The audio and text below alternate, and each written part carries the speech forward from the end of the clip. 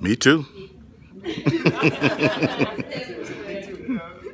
Father, I'm so grateful to stand before your people on today.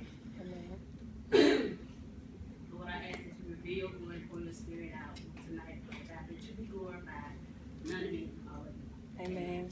Amen. As you know, the topic is moving forward out of my exodus. And my subtopic is, you don't need to see to believe. It's a renewing of your mind. Amen. I put this as my subtopic because most of us will not move forward because we physically don't see a thing. Because of our current situation and circumstances and our environment state. But this walk in Christ is all about faith, believing in the unseen of a physical eye and the unknown of our own mind. Trusting God for the provision of our lives. We have to get outside of our own thinking and sin and trust God wholeheartedly.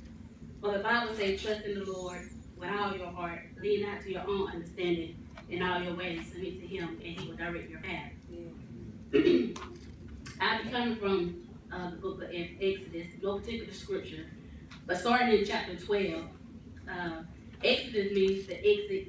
In this particular book, it tells of the departure of the Israelite out of Egypt. Egypt represents slavery, bondage, and my study and also represents the mind of the people. Because in order to be enslaved, you would have to take control of the person's mind. Whoever controls the mind controls the soul. God strongly emphasized that we not be conformed to this world, but be transformed by the renewing of our minds. In our minds, if our minds will never change, we will never exit our exodus and move forward in the things of God. We would be like the Israelites saying, I wish I could have would, spending years doing the same thing and never moving forward. Stuck complaining and not trusting God. Now, when the Israelites was finally free physically from Egypt, the Lord led them into the wilderness. I noticed in chapter 13, 17, that there was a shorter way to the land.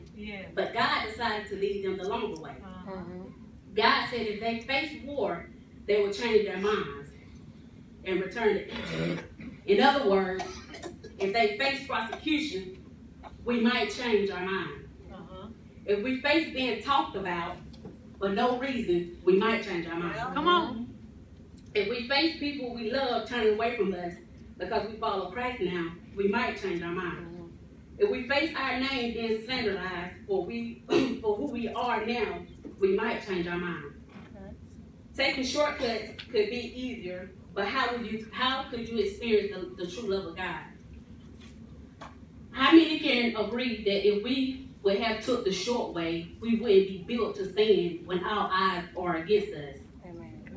How many can agree that if we would have took the short way, our relationship with God wouldn't be as strong as it is now? Our relationship wouldn't be much of a relationship. It was the tough times, the heartaches, the losses, the falling, the letdown, the long way around that kept us on our knees, forming a oneness with God.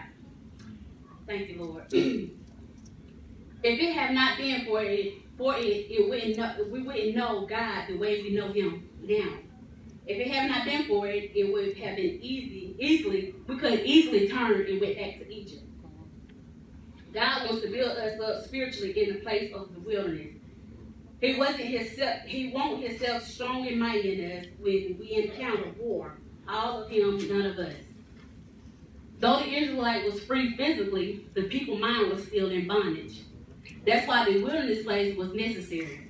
This is a place of death. Death to yourself. Death to what you have known yourself to be. Death to what was death to what was dead, and death to the old way of thinking. So that we may be conformed to the image of Christ.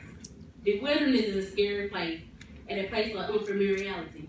The Israelites cried out to the Lord and they said to Moses, why did you bring us out here to die in the wilderness? Just like Moses led the Israelites into the wilderness, likewise the Holy Spirit will do to us. In order to move forward in God, the wilderness must take place. God wants all of Him, none of us, before we leave this place. God wants to destroy the old mindset and fill us with truth so we can move forward in Him with a new spirit and a renewed mind. He wants to tear down what we have known to be true. God wants us to trust him enough to allow him to decide what stays and what goes. This is a place of trust in God. God wants us to move forward in him. How do we move forward? Paul said, forgetting what is behind and straight into what is ahead. Yeah. He said, press toward the goal to win the prize for which God has called the heavenward in Christ Jesus. Amen.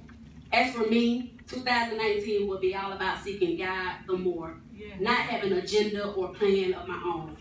For the Bible tells me, for I know the plans I have for you, declares the Lord. Amen. Plans to prosper you and not to harm you. Plans to give you hope and a future.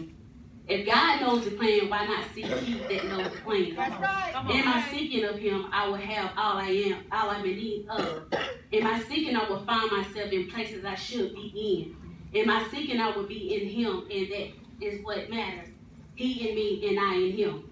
In him, I can't do nothing but to move forward and do what he asked of me. So tonight, I say goodbye to 2018. Yeah. Goodbye to Egypt.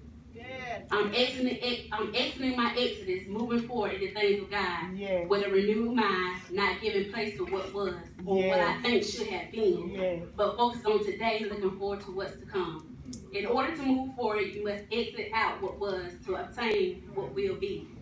Let's not be like the children of Israel, being complacent, doing the same thing, but make a conscious decision to move forward in the things of God for 2019.